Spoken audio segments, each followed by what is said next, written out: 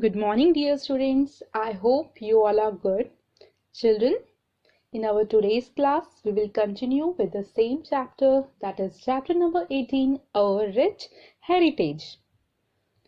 Children, can you tell me what is that important thing which we do to express our joy on any important occasion or celebration? Yes, you are right. We dance, we sing, right?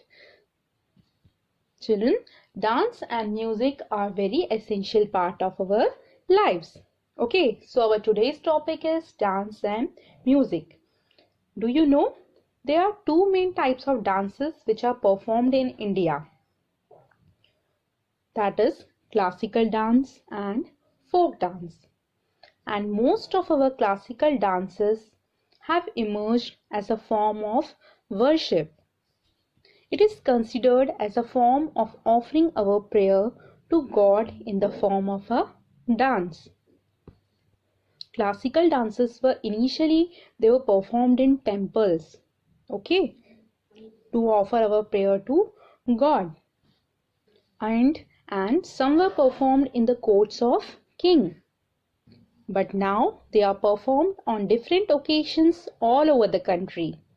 Some of our classical dances form include Bharatanatyam, which is a famous dance of Tamil Nadu, Kathakali, which is a famous dance of Kerala, Kathak, which is a famous dance of Uttar Pradesh, Kuchipudi, which is a famous dance of Andhra Pradesh, Manipuri, which is a famous dance of Manipur, and Odissi, which is a famous dance of Odisha. Apart from these, folk dances are performed by groups of people to express joy on important occasions such as birth, wedding, festivals, seasons, and harvesting of crops.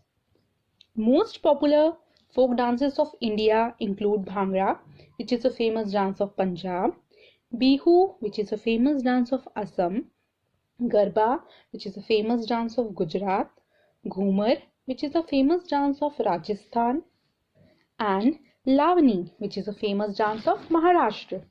Tribal dances of Nagaland, Mizoram, Santhals, and Bhils are also very colorful. Children, like classical dance, classical music also has its beginning in temples or courts of king.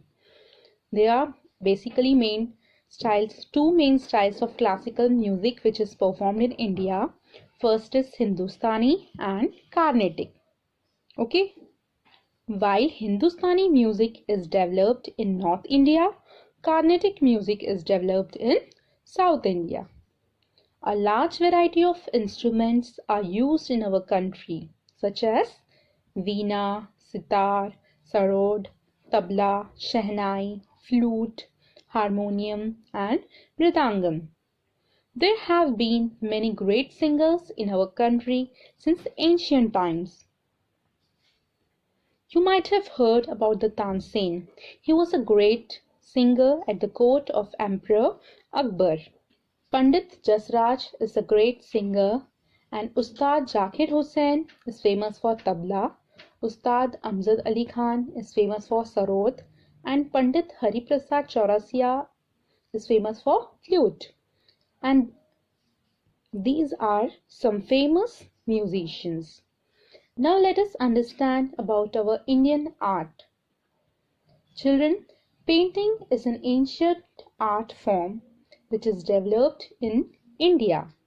Okay, early humans, what they used to do? They used to draw on the walls of the caves. And these cave drawings, these usually depicts hunting scenes. Okay, as you can see in this picture. Okay, in the paintings on the walls of Ajanta caves in Maharashtra, they show scenes and paintings from the life of Lord Buddha.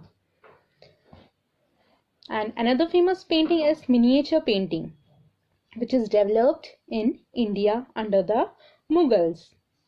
Miniature paintings are very tiny detailed paintings. They have tiny details in that painting, as you can see in this picture.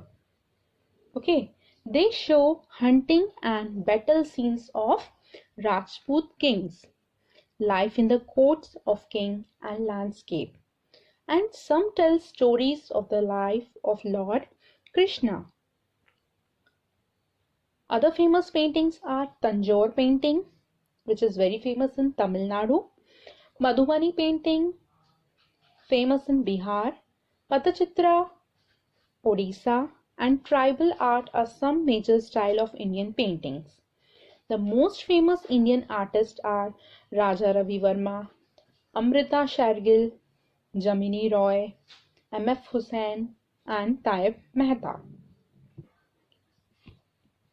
Children, now let us understand about the architecture of India. Architecture of India. Children, do you know what is the meaning of architecture? Architecture means it is the art or practice of designing and constructing buildings. Our country has a rich variety of architecture. Okay. The ruins of the Indus Valley civilization. It tells us about the achievements in architecture about 5,000 years ago. Okay. Emperor Ashoka's stupas in Sarnath and Sanchi were inspired by Buddhism.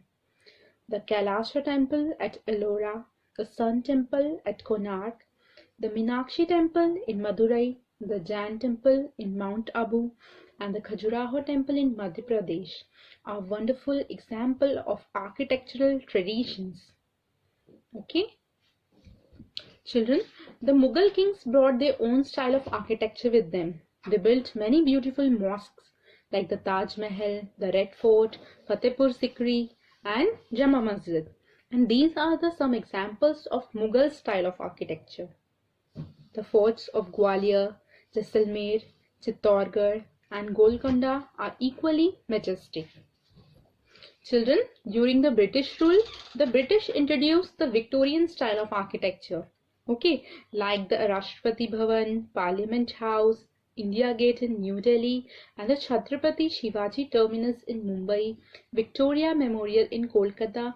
These are some of the beautiful buildings which were built by the British during the British rule. Okay, and the churches of Goa are example of Portuguese architecture. The culture, tradition, and art of India are a source of our national pride for all our Indians. Okay, and we should respect the history and appreciate the diversity of our rich heritage. Okay, we should appreciate the traditions from the past which have been handed down to us.